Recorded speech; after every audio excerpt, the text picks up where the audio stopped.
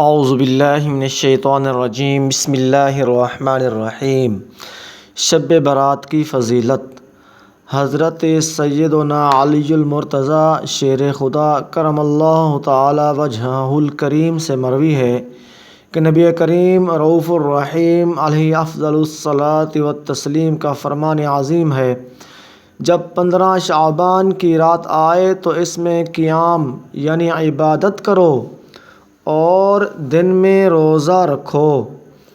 بے شک اللہ تعالیٰ غروب آفتاب سے آسمان دنیا پر خاص تجلی فرماتا ہے اور کہتا ہے کوئی مجھ سے مغفرت طلب کرنے والا کہ اسے بخش دوں، ہے کوئی روزی طلب کرنے والا کہ اسے روزی دوں، ہے کوئی مصیبت زدہ کہ اسے عافیت عطا کروں، ہے کوئی ایسا اور یہ اس وقت تک فرماتا ہے کہ فجر طلوع ہو جائے۔